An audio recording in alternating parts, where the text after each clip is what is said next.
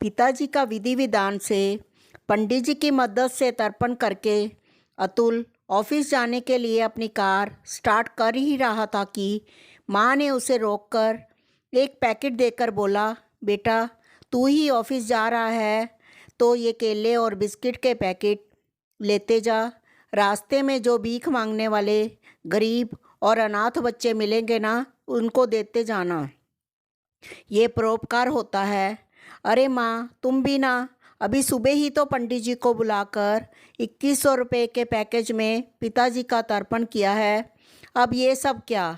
अतुल ने झुंझलाते हुए माँ से कहा, पर माँ का उदास चेहरा देखकर अतुल माँ को मना नहीं कर सका। उसने माँ के द्वारा दिए पैकेट को बगल की सीट पर रखकर तेजी से अपने ऑफिस की तरफ कार दौड़ा दी। पुणे की एक प्रसिद्ध सॉफ्टवेयर कंपनी में अतुल सीनियर सॉफ्टवेयर इंजीनियर था। पिछले 11 वर्षों से उसने अपनी मेहनत और काबिलियत के दम पर जो मुकाम हासिल किया था, उस वजह से अतुल की उस कंपनी में बहुत इज्जत थी। अतुल के पिताजी का 4 वर्ष पूर्व बीमारी की वजह से निधन हुआ था। उनकी आज पितृपक्ष की तिथि थी, लेकिन सप्ताह के मध्य पूरा अवकाश लेने की बजाय अतुल ने ऑफिस टाइम से पहले पंडित जी को बुलाकर विधिवत तर्पण करना बेहतर समझा। अतुल की पत्नी दूसरे बच्चे की डिलीवरी के लिए मायके गई हुई थी, इसलिए उसने एक कुशल मैनेजर की तरह सुबह 4 बजे अलार्म लगाकर अपनी माँ को उठाकर उसके साथ पूजा विधि के लिए सारी तैयारियां करवाकर पंडित जी के साथ तर्पण पूजन में लग गया। वहीं माँ पिताजी की पसंद का भोजन बनाने में पूरे मनोवियोग से जुट गई।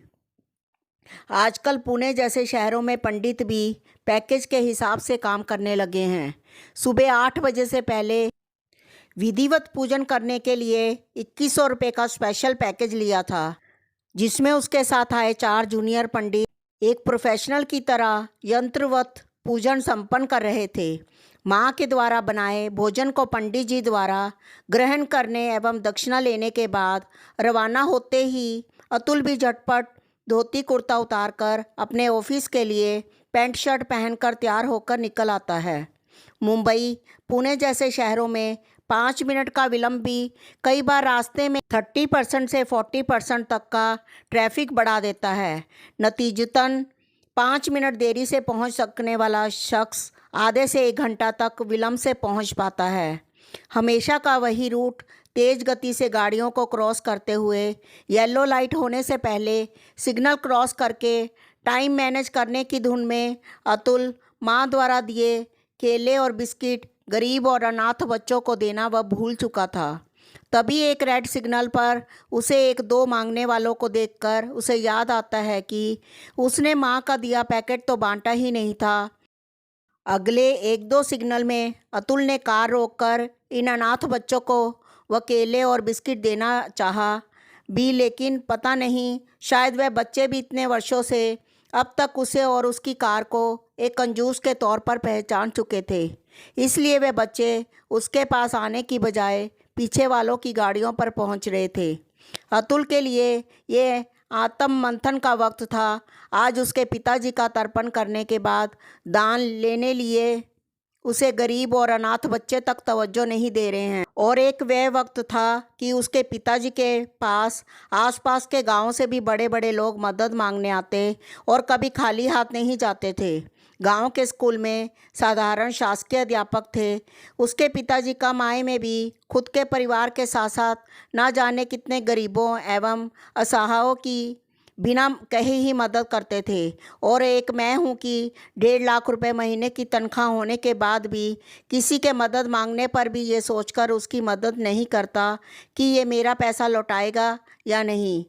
पिताजी की इसी उदारता की वजह से अक्सर उसके पिताजी से बहस होती थी और माँ कहती, बेटा जब तुम कमाओ तब अपने हिसाब से पैसे खर्च करना, मगर पिताजी को ऐसे रोकने का तुमको कोई अधिकार नहीं है। इस तरह पिताजी के इन कर्मों के पीछे माँ का भी मौन समर्थन था। माँ बहुत खुश होती थी जब कोई कहता, हमने भगवान को नहीं देखा, पर बाबूजी तो स्वयं ही भगवान का रूप है। इन्हीं वैचारिक मतभेद के कारण अतुल अपना जॉब लगने के बाद यदा कदा ही अपने गांव जाया करता था। पिताजी भी किसी त्योहार या समारोह के समय ही उसके पास आते थे, वरना सप्ताह में एक दो बार एक दूसरे के हालचाल पूछकर ही वे संबंधों को बनाए हुए थे। हाँ, विधि विधान से तो अतुल ने पिताजी का तर्पण कर दिया था, पर क्या वह सचमुच पिता की इच्छाओं को तृप्त कर सका? पिताजी के जीते जी ना सही, क्या उनकी अनुपस्थिति में उसने अपनी माँ को एहसास कराया कि पिताजी नहीं है तो क्या, वह तो है ना उसका ख्याल रखने के लिए। ख्याल तो दूर, मैं अपनी माँ के लिए वक्त भी नहीं निकाल पाता।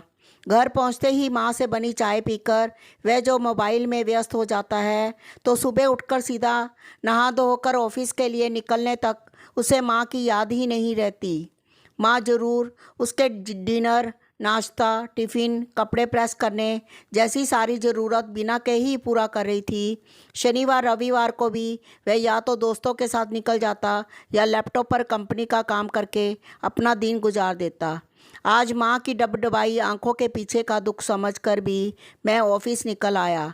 अपनी माँ के जीवित रहते उसका ख्याल नहीं रख रहा हूँ तो क्या उसके जाने के बाद यही तर्पण करके उसे खुश रख पाऊँगा? अतुल को आत्मग्लानि होने लगी। उसने अगले ही सिग्नल पर अपनी कार वापस घर की तरफ मोड़ ली और बॉस को फ़ोन पर यह कहकर कि आज उसे अपनी माँ को डॉक्टर को दिखाने जाना है, वह छुट्टी ले लेता है। विचार बदलते ही सहयोग भी बदलने लगता है। जो अनाथ और गरीब बच्चे उसके बुलाए जाने पर भी पास नहीं आ रहे थे, वही बच्चे अगले सिग्नल पर ही खुद उससे मांगने आए। अतुल ने उन सबको बिस्किट और केले देकर संतुष्ट कर दिया। उन बच्चों की संतुष्टि देखकर अतुल को भी अजीब सी संतुष्टि महसूस होने लगी थी। घर पहुंचते ही वह कार बाहर ही रखकर चुपके से घर पर पहुंचता है तो खिड़की से उसे दिखता है कि माँ पिताजी का एल्बम खोलकर उनसे ही खामोश आंखों से बातें कर रही है। अतुल ने दरवाज़ा खटखटाया। अचानक अतुल को सामने देखकर माँ ने फ़ोटो एल्बम टेबल के ऊपर रखे न्यूज़पेपर के नीचे छुपाते हुए अपने आंसू पोंछकर मुस्कुराते हुए पूछा, क्या हुआ? तो वापस कैसे आ गया? कुछ भूल गया था क्या? हाँ माँ, कुछ भूल गया था मैं। आज तो ऑफिस में कुछ ज़्यादा काम नहीं था, इसलिए छुट्टी लेकर आपके साथ एक फ़िल्म देखने का मन हो रहा है। नहीं, मेरा मन नहीं है आज कोई फ़िल्म देखने का। तू ही बाहर जाकर देखा, माँ ने मना करते हुए कहा। नहीं, मैं तो अपने स्मार्ट टीवी पर ही लगाऊंगा और आपके साथ ही देखूंगा।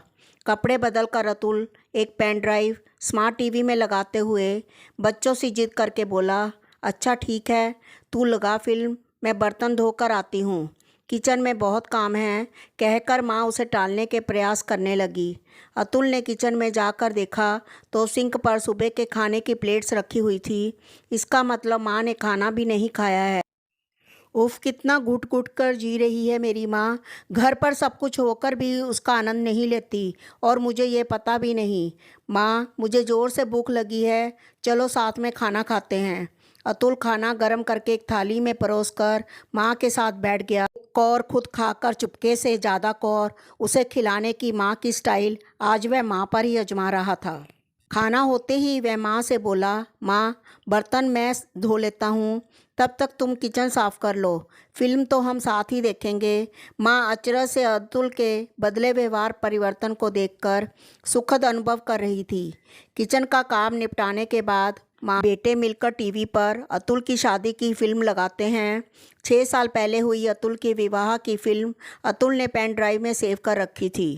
पिताजी को उस विवाह में पूरे जोश से विवाह कार्यक्रम में सहभागी होते देखकर, सबके साथ मस्ती में डांस करते देखकर, विवाह की चोहलबाजी देखकर माँ भूल ही गई थी कि आज पिताजी हमारे बीच नहीं हैं। अतुल माँ का सिर अपनी गोद में रखकर धीरे धीरे नारियल तेल लगाकर सहलाने लगा। माँ के आंखों से आंसुओं की धार बह चली थी।